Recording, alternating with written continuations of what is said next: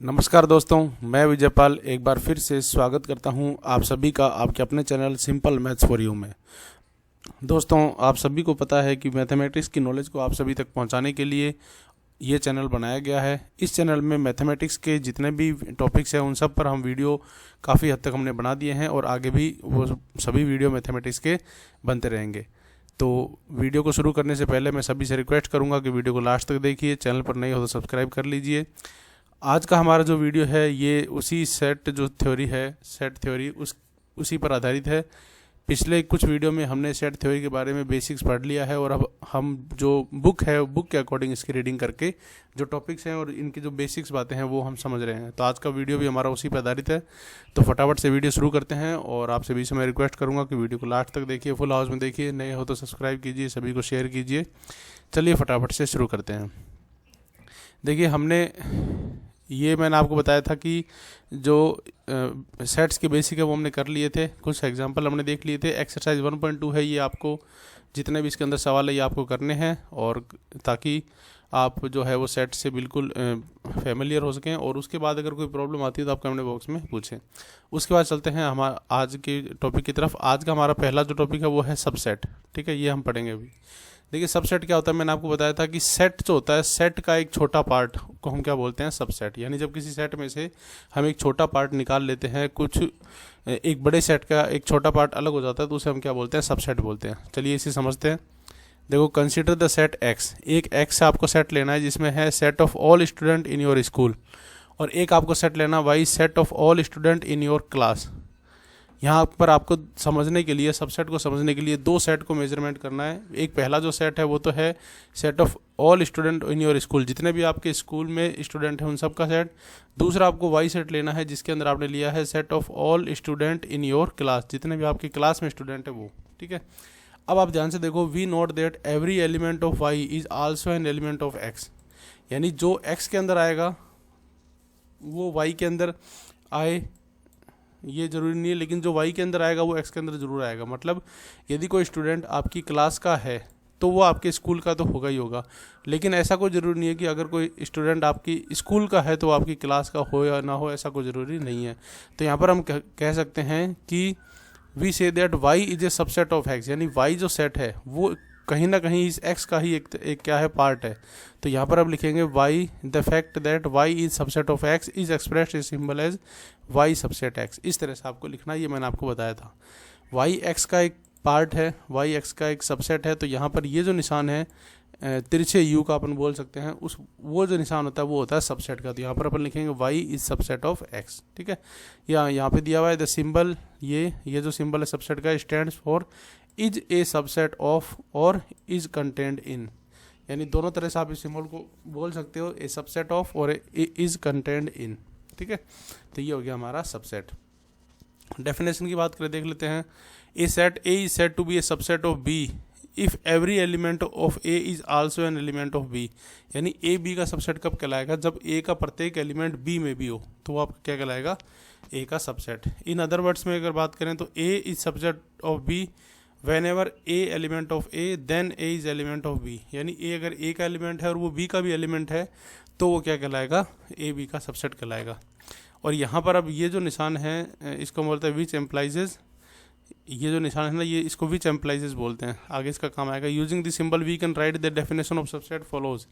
यहाँ पर देखो, a is subset of b if a is element of b implies of a element of b।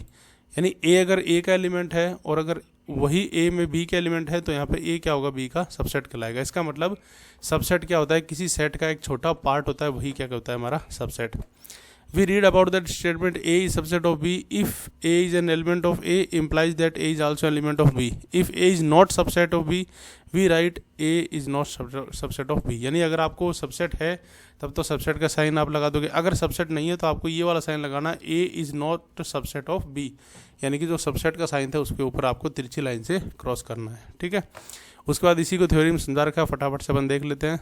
We may note that for a is to be a subset of b that all is needed that every element of a is in b it is possible that every element of b may or may not be in a then it happens element of B also in A, then we will also be A. यानी ये कह रहा है कि अगर ए B का subset है तो ज़रूरी नहीं है कि बी के भी कुछ एलिमेंट ए में हों। अगर बी के भी कुछ एलिमेंट, बी के एलिमेंट भी ए में होते हैं तो यहाँ पर ए और बी, ए बी का भी ए का सबसेट हो सकता है। यानी ये यूँ कहना चाह रहा है कि आप यहाँ से समझिए, अगर ए बी का सबसेट है मतलब ए के सारे एलिमेंट है वो बी में हैं, और बी ए का सबसेट है मतलब बी के भी कुछ एलिमेंट है जो ए में हैं, तो ए बी का सबसेट और बी ए का सबसेट एक ही कंडीशन में पॉसिबल है, जब क्या हो, ए और बी दोनों बराबर हों, अदरवाइज ऐसा नहीं होगा। ठीक है, तो यहाँ पर कह रहा है वेयर, ये जो सिंबल है बीच वाला, ये जो सिंबल है ये है for two way implications and is usually read as if and only if, briefly written as if, इस तरह से। यानी अगर आपको ए बी का सबसेट दिया हुआ है और बी भी ए का सबसेट दिया हुआ है तो इसका मतलब वो क्या होंगे, दोनों ए और बी के बराबर होंगे। ठीक है, उसके बाद लिखा हुआ है it follows from the above definition every set A is A subset of itself A subset of A. यानी कोई भी सेट होता है वो खुद का सबसेट हमेशा होता है, क्योंकि खुद के सारे एलिमेंट तो खुद से ही निकलेंगे, तो ए कोई भी एलिमेंट हमेशा खुद का सबसेट होता है। ठीक है, since the empty set phi has no element, अब जब एम्प्टी सेट है फाई उसके अंदर कोई एलिमेंट नहीं है, तो we agree to say that phi is A subset of every set. यानी किसी भी सेट में से हम फाई तो निकाल ही सकते हैं, क्योंकि फाई का मतलब कुछ नहीं, तो फाई जो होता है या एम्प्टी सेट जो होता है वो किसी भी सेट का सबसेट होता है, यानी एवरी सेट। तो ये बात भी आपको ध्यान रखनी है, we agree to say that phi is A subset of every set. ठीक है, ये आपको बात ध्यान रखनी है। ये छोटी छोटी बातें हैं जो हमारे बाद में क्वेश्चंस में बड़ी काम आएंगी। अब हम कुछ एग्जांपल्स की तरफ चलते हैं। ये देखिए, ये कुछ 4 एग्जांपल हैं। सबसे पहले देखो, the set Q of rational number is A subset of R of real number. Q जो होता है रेशनल नंबर वो रियल नंबर का ही एक पार्ट है, क्योंकि रियल नंबर में रेशनल भी आगे और इरेशनल भी आगे, तो हम यहाँ पे लिख सकते हैं कि Q is subset of R. ठीक है, क्यू यहाँ पे है रेशनल नंबर, परिमेय संख्या है, आर यहाँ पर है रियल नंबर जिसके अंदर परिमेय और अपरिमेय सारी आ गई, तो क्यू को हम कह सकते हैं क्यू आर के अंदर से ही एक निकला हुआ पार्ट है, या Q is A subset of R. ठीक है, उसके बाद देखिए, if A is the set of all divisor of 56 and B is the set of all prime divisors of 56 then B is the subset of A.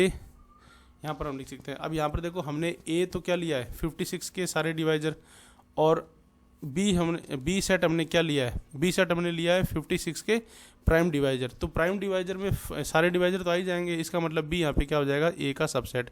यानी ए में जितने भी element होंगे वो सारे एलिमेंट बी में तो होंगे ही, उसके अलावा ज़्यादा भी होंगे, तो बी के सारे एलिमेंट ए में विद्यमान हैं, तो यहाँ पर हम लिखेंगे then B is A subset of A, और इसको हम लिख सकते हैं बी सबसेट ए, इस तरह से सिंपल में। ठीक है, उसके बाद चलते हैं अगला एग्जाम्पल है लेट ए 135 बी आपको दे रखा है x such that x is an odd natural number less than 6। तो यहाँ पर देखो ऑड नेचुरल नंबर है लेस देन 6, तो नेचुरल नंबर क्या होंगे 6 से कम में, 1 से 5, 1 2 3 4 5, और ऑड नंबर, ऑड मतलब है मतलब 1 3 5, तो ये सेट और ये सेट जो है ये सेट बिल्कुल एक जैसा है, बस इसको वैसे लिखा हुआ है, इसको आपने सेट बिल्डर फॉर्म में लिखा हुआ है। Then A is subset of B, बिल्कुल सही है, B is subset of A, बिल्कुल सही है, तो ए बराबर क्या हो जाएंगे बी। आप ध्यान से देखो ए सेट और बी सेट सेम ही है, इसमें भी 135 है और इसके अंदर भी जो एलिमेंट आएंगे वो 135 ही आएंगे, क्योंकि ऑड नंबर है तो 135, और 6 से छोटे नेचुरल नंबर है तो 135 ही आएंगे, तो दोनों बराबर हैं। तो यहाँ पर हम कह सकते हैं कि A is subset of B and B is subset of A, hence A बराबर बी। ठीक है, अगला देखते हैं एग्जांपल, इसमें भी ए आपको दे दिया हुआ है ए ई आई ओ यू वोवल्स का, और बी आपको दे रखा है A B C D, then A is not a subset of B. अब यहाँ पे देखो जो ए है वो बी के अंदर से नहीं है, कुछ एलिमेंट है जो बाहर से हैं, तो यहाँ पर हम लिख सकते हैं A is not subset of B, A B का सबसेट नहीं है। उसी तरह से बी को देखो तो बी में जो एलिमेंट है उसमें से एक एलिमेंट मिल रहा है, उसके अलावा बाकी एलिमेंट जो है वो ए में से नहीं है, तो बी भी क्या होगा, ए का सबसेट नहीं है।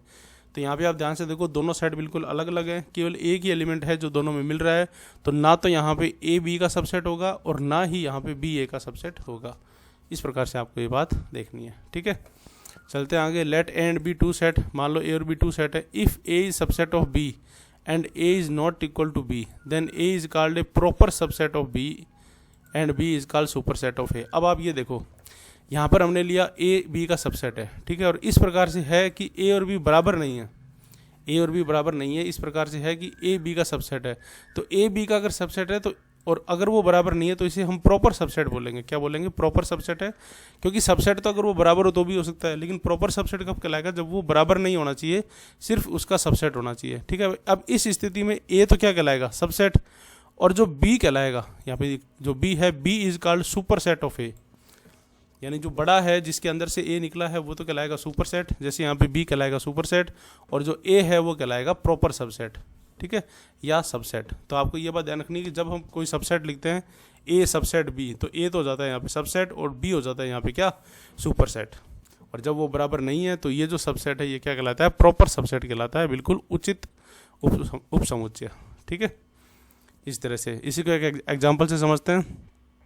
ए आपके दिया हुआ है 1 2 3, प्रॉपर सबसेट ऑफ बी 1 2 3 4। अब यहाँ पे देखो बी है 1 2 3 4, इसमें से आपने ए लिया है 1 2 3, तो सिर्फ 3 आ रहे हैं, चौथा नहीं आ रहा, यानी ये बराबर नहीं है और सबसेट है, तो ये कहलाएगा यहाँ पे प्रॉपर सबसेट। और जो बी है उसके अंदर से ए निकला हुआ है, तो बी यहाँ पे क्या कहलाएगा, इसका सुपर सेट, ठीक है।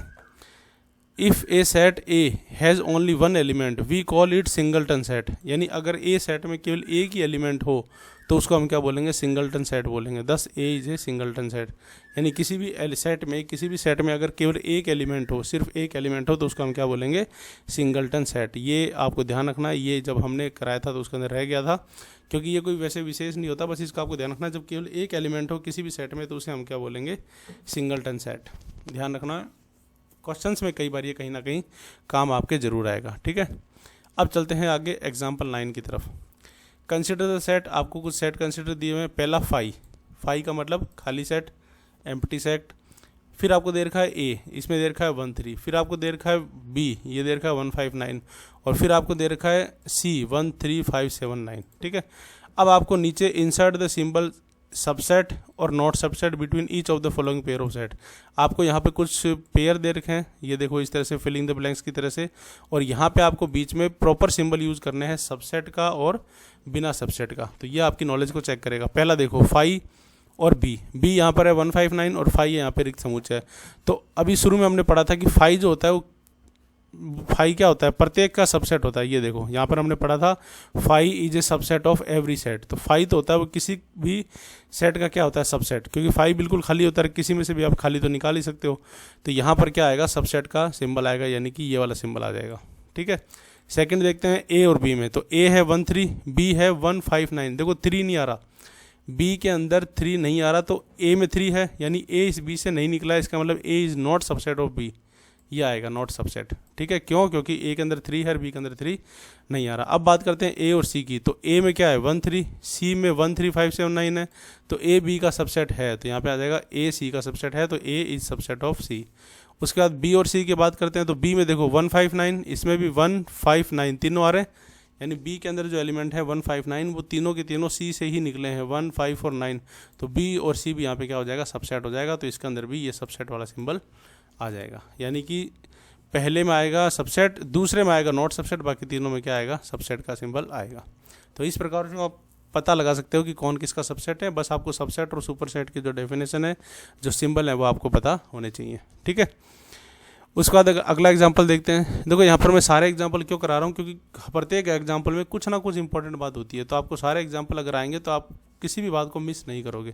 कई बार हम सोचते हैं कि यार 2 एग्जाम्पल कर लिए, बाकी एग्जाम्पल करके क्या क्या जरूरी है, लेकिन जब हम कोई एग्जाम्पल छोड़ते हैं तो उसी में कोई ना कोई ऐसी विशेष बात आ जाती है जो हमारे आगे काम आती है। तो किसी भी एग्जाम्पल को आपको छोड़ना नहीं है।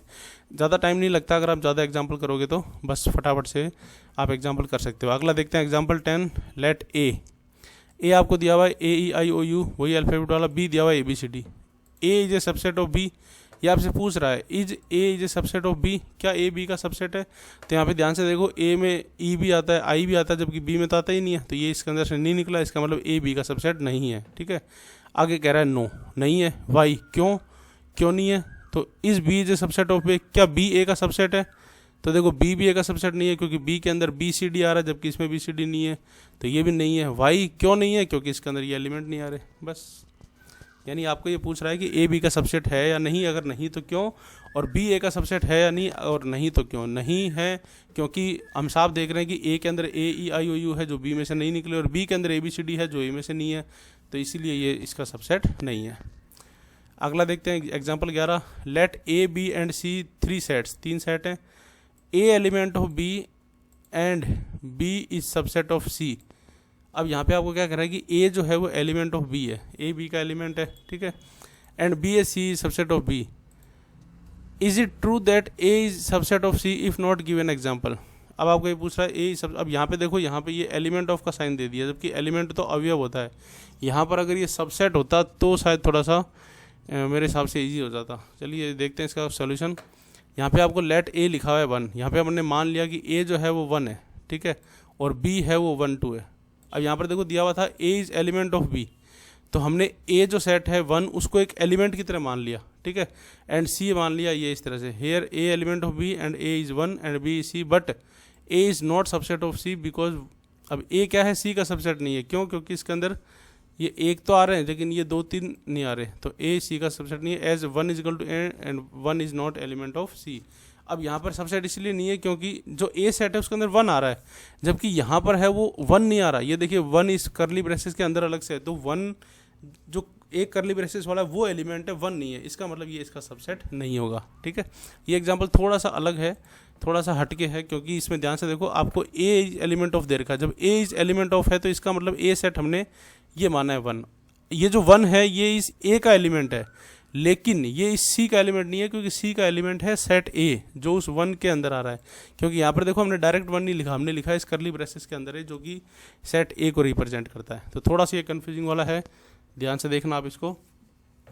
तो इसका नीचे इसका क्या सोल्यूशन आया, note that N element of A set can never be a subset of it itself, यानी कि अगर कोई एलिमेंट है तो वो किसी भी सेट का सबसेट, खुद का सबसेट नहीं हो सकता, ठीक है। उसके बाद चलते हैं आगे, subset of set of real numbers, यानी कि जो रियल नंबर्स होते हैं उनके जो सेट होते हैं उनका सबसेट निकालना। The set of natural number, देखो नेचुरल नंबर का सेट हमें पता ही है, 1 से लेकर आगे इन्फिनिट तक होता है, एन से डिनोट करते हैं। The set of integers, integer जो होते हैं वो माइनस और प्लस की वैल्यूज होती है, पूरी होल नंबर माइनस और प्लस के, जिसमें माइनस से भी इन्फिनिट होता है, प्लस से भी इन्फिनिट होता है, बीच में 0 और इधर प्लस की वैल्यू इधर माइनस की वैल्यू। डायरेक्ट नहीं लिख सकते हम, तो हम इसे डॉट डॉट करके लिख देते हैं क्योंकि आगे तक कंटिन्यू होती है। The set of rational number, यानी परिमेय संख्याओं का समुच्चय है Q, वो लिखा हुआ है P by Q, P is Q element of Z and Q is not equal to 0। ये परिमेय संख्या की डेफिनेशन होती है कि परिमेय संख्या हमेशा P बाई क्यू से व्यक्त की जाती है, और जो बट्टे वाली संख्या है Q वो 0 नहीं होनी चाहिए। तो यहाँ पर जो Q सेट हमने लिया है वो परिमेय संख्याओं का समुच्चय है P बटे क्यू का, ये अलग अलग आपको दे रखा है, ठीक है। अब यहाँ पर आप देखो, which is read Q is the set of all numbers x such that x equal to quotient p by q where p and q are integers and q is not 0, यानी ये जो है रेशनल नंबर की है। Member of q include -5 which can be expressed -5 by 1 5 by 7 ये which is expressed by 7 by 2 and -11 by 3। The set of irrational number denoted by t, अब यहाँ पे q जो है वो तो रेशनल नंबर का है, और यहाँ पे एक और सेट लिया गया है t, ये t आपको दिया हुआ है इरेशनल नंबर यानी अपरिमेय संख्याओं का, is compose for all other real numbers, ठीक है। दस टी जो है वो x element of r and x is not element of q, यानी कि जितने भी रियल नंबर हैं उन रियल नंबर में से अगर हम q निकाल लें, परिमेय संख्याएं सारी निकाल लें, तो जो बच जाएगी, जो परिमेय संख्या नहीं होगी और रियल नंबर होगी, उसको हमने इरेशनल नंबर t से व्यक्त किया, ठीक है। आप इसको यूँ समझिए कि सारी संख्याएँ तो हैं r है रियल नंबर, सारी वास्तविक संख्याएं। इसके अंदर से 2 तरह की संख्याएं होती हैं, एक तो परिमेय और एक अपरिमेय। तो जो परिमेय है उसको हमने क्यू में ले लिया, और जो बच गई क्यू में नहीं आई वो सारी हमारी क्या होगी, अपरिमेय। All real numbers that are not rational. Members of T include, अब टी के अंदर √2 भी आ गया, √5 भी आ गया, पाई भी आ गया, इस तरह की वैल्यू जो अपरिमेय होती हैं वो सारी वैल्यू किस में आ गई, टी में। तो यहाँ पर अब हमें क्या देखना है, यहाँ पर अब हमें सबसेट देखना है कि कौन किसका सबसेट हुआ। तो आप थोड़ा सा इस बात को समझना, देखो n subset of z and z subset of q। एक तो आपको ये बात ध्यान रखनी है, q यहाँ पे क्या है, परिमेय संख्या है, तो परिमेय संख्याओं के अंदर से ही z निकला हुआ है, क्योंकि z के अंदर जितनी भी संख्या होती है सारी परिमेय होती है, और इस z के अंदर से ही n निकला हुआ है, क्योंकि z तो होती है सारी परिमेय संख्या है, ठीक है, सारी जो पूर्णांक होते हैं वो सारे परिमेय हैं। तो और उसके अंदर से जो पॉजिटिव होते हैं उन्हें हम क्या बोलते हैं, n। तो आप यहाँ पर आपको एक बात ध्यान रखनी है कि n is subset of z and z is subset of q, ये बात आपको ध्यान रखनी है, ठीक है। उसके बाद सेकंड आपको ध्यान रखना है q is subset of r, यानी q जो है वो भी r का सबसेट है, क्योंकि r के अंदर से ही q निकला हुआ है। r के अंदर परिमेय और नॉन परिमेय अपरिमेय सारी संख्या आती है, q इसी का क्या है, सबसेट। उसी तरह से t भी एक r का सबसेट है, क्योंकि r में रियल नंबर सारे आगे, परिमेय अपरिमेय, तो जो t है अपरिमेय का वो भी इस r का एक क्या है, सबसेट। और n is not subset of t। अब देखो यहाँ पे t क्या है, टी है यहाँ पे अपरिमेय संख्याओं का समुच्चय, और एन जो है वो नेचुरल नंबर है। तो नेचुरल नंबर परिमेय होते हैं, अपरिमेय नहीं होते, तो एन कभी भी टी का सबसेट नहीं है। ये बात आपको ध्यान रखनी है, ठीक है। देखो इस चीज़ को आप बिल्कुल आराम से समझ सकते हो। आपको सिर्फ सबसेट और सेट की परिभाषा क्लियर होनी चाहिए, और एन, जेड और क्यू क्या होता है ये आपको क्लियर होनी चाहिए, तो आप बिल्कुल आराम से बता सकते हो। एक बार फिर से देख लेते हैं कि एन जो है वो जेड का सबसेट है, जेड क्यू का सबसेट है, क्यू है आर का सबसेट, टी भी है आर का सबसेट, क्योंकि क्यू और टी मिला के ही आर बनाते हैं। और जो एन है वो टी का सबसेट नहीं है, क्योंकि टी अलग होता है, एन नेचुरल नंबर होता है, ठीक है। तो इस प्रकार से ये क्या हो गया, सबसेट हो गए। जो नेचुरल नंबर, जो रियल नंबर्स हमारे होते हैं, उनके जो सबसेट है उनके बारे में आपने देख लिया, ठीक है। उसके बाद चलते हैं आगे की तरफ। अब आगे देखिए क्या होता है, intervals as subset of R. अब हम बात करते हैं इंटरवल्स की। देखो इंटरवल्स वैसे तो बहुत छोटी सी टॉपिक है और सेट में इसका इतना कोई यूज़ नहीं है, लेकिन जब हम सेट के आगे फंक्शंस और रिलेशनशिप पढ़ेंगे वहाँ पर इन इंटरवल्स का बहुत ज़्यादा यूज़ है, ठीक है। तो यहाँ पर तो मैं आपको एक बार फटाफट बता देता हूँ इंटरवल्स क्या होते हैं, क्योंकि यहाँ पर इसका यूज़ कम है, लेकिन ये चीज़ आगे इंपॉर्टेंट है तो आपको समझनी ज़रूरी है। Let A and B element of R, A और बी कोई आर के रियल नंबर के कुछ दो एलिमेंट हमने लिए, और ए लेस देन बी हमने लिया, ए बी से छोटा है, ठीक है। Then the set of real numbers Y, A Y B is called an open interval and denoted by A और बी। तो यहाँ पर हमने क्या किया कि कोई एक वाई ऐसा हमने लिया कि वाई जो है वो ए और बी के बीच में, ये देखो ए से बड़ा है वाई और बी से छोटा इसके बीच में है, और इसको हम बोलेंगे open interval is denoted by A and B, यानी ए और बी के बीच में जो रेंज होती है उसको हम क्या बोलेंगे, अंतराल।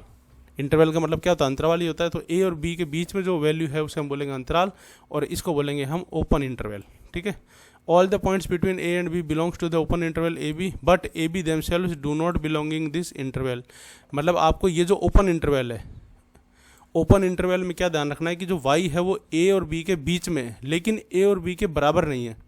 यानी ओपन इंटरवल में आपको एक बात ध्यान रखनी है कि जैसे इस तरह से डिनोट किया गया है ओपन इंटरवल को, तो इसका मतलब है a और b के बीच की वैल्यू हमें इसमें लेनी है, लेकिन a और b को इंक्लूड नहीं करना है। यहाँ पे ध्यान से देखो y जो है वो a से बड़ा है, लेकिन a के बराबर नहीं है, नीचे बराबर का साइन नहीं है, तो y a के बड़ा है और b से छोटा है, मतलब y a और b के बीच में है, a और b के ऊपर, पॉइंट के ऊपर नहीं है। तो ये बात आपको ध्यान रखना है, ठीक है। उसके बाद the interval which contents and point also called close interval. Open interval में तो सिर्फ उनके बीच की वैल्यू थी, वो वैल्यू नहीं थी। और जो क्लोज्ड इंटरवल है, क्लोज्ड इंटरवल में विच कंटेंट्स एंड पॉइंट आल्सो, मतलब ए और बी को भी रखना है। यहाँ देखो एक्स सच दैट ए, यहाँ इसको देखो आप, यानी एक्स जो वैल्यू है वो ए से बड़ी भी है और ए के बराबर भी है, देखो बराबर का भी सिंबल है। इसी तरह से वाई जो है वो बी के बराबर भी है, इस तरह से। यानी इंटरवल में आपको एक बात ध्यान रखनी है, इंटरवल दो प्रकार के होते हैं, एक ओपन एक क्लोज। ओपन इंटरवल में वैल्यू उनके बीच की होती है, उन पॉइंट के ऊपर नहीं होती है। क्लोज इंटरवल में वैल्यू उनके बीच की भी होती है और उनके पॉइंट के ऊपर भी होती है, ठीक है। ओपन इंटरवल को इस तरह से लिखते हैं स्मॉल ब्रैकेट में, और क्लोज इंटरवल को इस तरह से लिखते हैं बड़े ब्रैकेट में, ठीक है। बस आपको ये ध्यान रखनी है। उसके बाद यहाँ पे भी आपको ये बात बताई गई है कि ए बी। अब यहाँ पे देखो, इसको ध्यान से देखो आप, तो यहाँ पर एक तरफ तो लगाया हुआ है बड़ा ब्रैकेट और एक तरफ लगाया हुआ है छोटा ब्रैकेट, यानी जहाँ पर बड़ा ब्रैकेट लगाया हुआ है वहाँ पर तो वैल्यू क्या है, क्लोज है। इसका मतलब ए तो आपको क्या करना है, इंक्लूड करना है, ए एक्स के बराबर है, लेकिन बी यहाँ पे क्या है, क्लोज नहीं है, बी में छोटा ब्रैकेट है, मतलब बी से छोटी वैल्यू लेनी है, ठीक है। इसी तरह से यहाँ पे देखो पहले छोटा ब्रैकेट लगाया हुआ है, मतलब पहले वैल्यू बराबर नहीं लेनी है, और बाद में बड़ा ब्रैकेट लगाया हुआ है, यानी बाद में क्लोज लेना है, यानी बाद में बड़ी वैल्यू लेनी है। तो आपको बस इतना ध्यान रखना है, ओपन इंटरवल में वैल्यूज़ इंक्लूड नहीं करते, केवल बीच की वैल्यू आती है। क्लोज इंटरवल में वैल्यू इंक्लूड करते हैं। ओपन को दर्शाते हैं छोटे ब्रैकेट से और क्लोज को दर्शाते हैं बड़े ब्रैकेट से। तो जिस साइड बड़ा ब्रैकेट लगा हुआ है मतलब वो क्लोज है, मतलब वो वैल्यू लेनी है। जिस साइड छोटा ब्रैकेट लगा हुआ है मतलब वो वैल्यू नहीं लेनी। तो इस प्रकार से हम क्या करते हैं, रेंज डिसाइड करते हैं, ठीक है। अब यहाँ पर ये चार चित्र दे रखे हैं, ये चित्र आपकी बातें बिल्कुल क्लियर हो जाएंगी। देखो ये कोई लाइन है जिस पर ए और बी पॉइंट है। अब यहाँ पर ए और बी स्मॉल ब्रैकेट में है, ठीक है। तो स्मॉल ब्रैकेट में है, इसका मतलब ए और बी को इंक्लूड नहीं करना, सिर्फ इनके बीच बीच की वैल्यू। क्लोज ब्रैकेट में है, इसका मतलब ए और बी को भी इंक्लूड करना है और इनके बीच की वैल्यू। जो खाली था, ये जो सर्किल दिख रहा है ना ए और बी पे छोटा सर्किल, ये खाली है, इसका मतलब इंक्लूड नहीं है। ये भरा हुआ है, इसका मतलब इनको इंक्लूड करना है। तो क्लोज इंटरवल में यानी बड़े ब्रैकेट में इनको भी इंक्लूड करना है। अब यहाँ पर देखो एक तरफ क्लोज है यानी इसको इंक्लूड करना है, एक तरफ ओपन है यानी इसको इंक्लूड नहीं करना। इसमें यहाँ पे ओपन है तो इसको इंक्लूड नहीं करना है, यहाँ पे ओपन है तो इसको इंक्लूड करना है, और बीच की वैल्यू तो सब में आएगी ही आएगी। तो इस प्रकार से इंटरवल को हम डिफाइन करते हैं। इंटरवल के ज़्यादा डिटेल में आप जाओगे तो कन्फ्यूज हो जाओगे। एक बार बस आप मोटा मोटा यही याद रखना कि ओपन और क्लोज दो तरह के इंटरवल होते हैं। बाद में जब आप क्वेश्चंस करोगे तो उसके अंदर आप बिल्कुल ईजिली निकाल सकते हो। The number of b minus A is called the length of any intervals A B और ये बी। यानी जब भी आपको कोई भी इंटरवल हो, चाहे ओपन हो चाहे क्लोज हो, चाहे एक तरफ से ओपन हो दूसरी तरफ से क्लोज हो, तो इनकी जब आपको लेंथ निकालनी हो तो आप b माइनस ए काउंट कर लो। तो b माइनस, जब b ज़्यादा वैल्यू है a कम वैल्यू, जब आप b में से a को घटाओगे तो इनकी क्या आ जाएगी, लेंथ आ जाएगी। तो इस प्रकार से आप इनकी लेंथ निकाल सकते हो। ठीक है, वैसे ये कोई ज़्यादा इंपॉर्टेंट टॉपिक नहीं है, लेकिन फिर भी छोटी मोटी चीज़ें इसके अंदर से पूछ सकते हो कि लेंथ आपको निकालनी हो तो आप क्या करो, b में से a की वैल्यू को घटा लो। चाहे किसी भी प्रकार का इंटरवल हो, ओपन हो क्लोज हो, एक तरफ क्लोज हो एक तरफ ओपन हो, तो उससे b माइनस ए से उसकी जो लेंथ है वो निकल के आ जाएगी। ठीक है, फिर है पावर सेट जो हम अपने अगले वीडियो के पार्ट में देखेंगे। आज के वीडियो में इतना ही, वीडियो थोड़ा लंबा हो रहा है तो आज की वीडियो में इतना ही। उम्मीद करता हूँ जो मैंने समझाया आपको ज़रूर समझ में आया होगा। वीडियो पर अच्छी तरह से आप देखो, कोई प्रॉब्लम है तो वीडियो को 2 बार देखो अच्छी तरह से फुल स्क्रीन में, और यदि कोई भी डाउट होता है तो आप कमेंट बॉक्स में ज़रूर पूछिए। चैनल पर नए हो तो सब्सक्राइब करिए, सभी दोस्तों को शेयर करिए। मिलते हैं बहुत जल्द अगले वीडियो में, तब तक के लिए आप सभी अपना ध्यान रखिए। धन्यवाद।